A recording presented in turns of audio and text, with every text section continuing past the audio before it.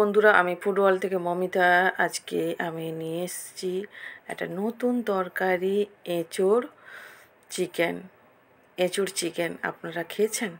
এই যে দেখুন, আমি একটা ছোট্ট একটা এঁচোড় নিয়ে নিয়েছি। এবার কেটে নিয়েছি আলু আর এঁচোড়টাকে সুন্দর করে কেটে নিয়েছি। এঁচোড়টাকে একটু বড় রেখেছি আর আলুটা ছোট আছে। এবার চিকেন ধুয়ে নিয়েছি। তারপরে হচ্ছে এই যে দেখুন, চিকেনটাকে ধুয়ে নিয়েছি ভালো করে পরিষ্কার করে। আলু এঁচোড় আমার কেটে রেডি করে নিয়েছি। এদিকে হচ্ছে আদা রসুন পেঁয়াজ এর পেস্ট করে রেখেছি আর টমেটো।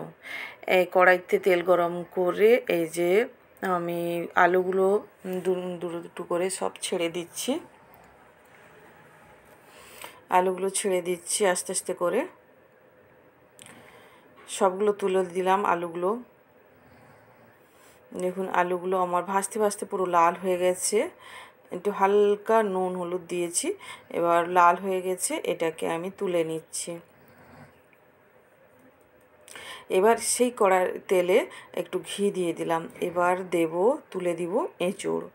এঁচোড়টা একটু ভাজতে গেলে একটা এঁচোড় সবুজ জিনিস মানে একটা গন্ধ থাকে, তো তো এই জন্য আমি ঘি দিয়ে করে এঁচোড়গুলো সব একে একে তুলে দিলাম। আমার এঁচোড় ভাজা কমপ্লিট হয়ে গেছে। এই যে দেখুন, আমি এঁচোড় ভেজে নিয়েছি।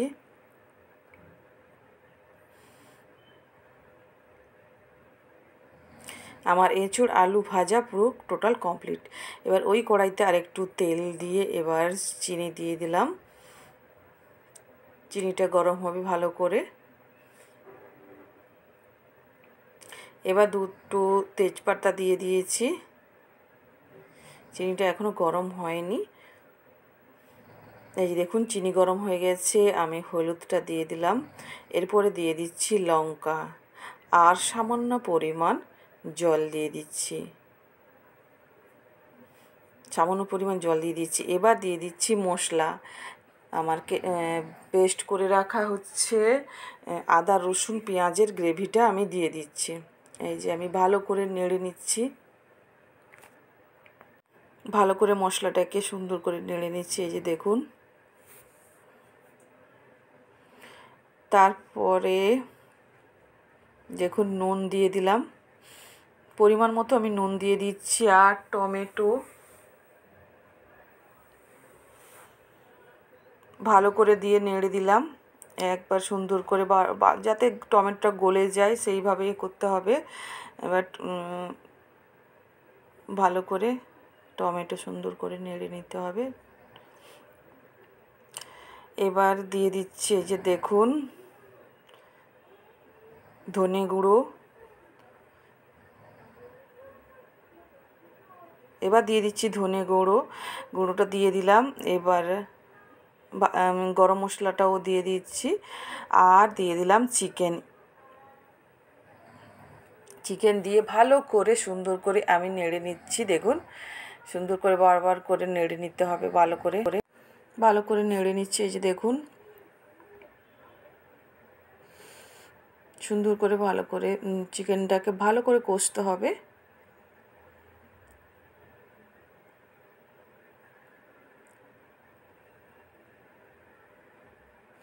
চিকেন কষাটা হালকা হয়ে যেতে আমি আলুটা দিয়ে দিলাম। আলুটা দিয়ে ভালো করে নেড়ে নিচ্ছি। আলুটাকে ভালো করে নেড়ে নিচ্ছি। এই যে দেখুন, বারবার করে। এবার দেখুন, এই যে গ্রেভি মতো হয়ে গেছে, এটা হচ্ছে মাংসের জলটা বেরিয়ে এসছে।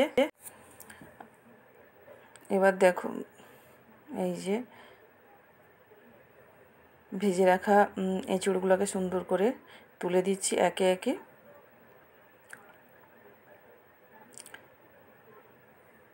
এই যে এঁচোড় আমার দিয়ে করে ভালো করে এঁচোড় মাংস আর আলুটাকে সুন্দর করে নেড়ে নিচ্ছি বারবার করে। আর এটা আমাকে খাইয়েছিল, আমি খুব ছোটোবেলায় খেয়েছিলাম। আমার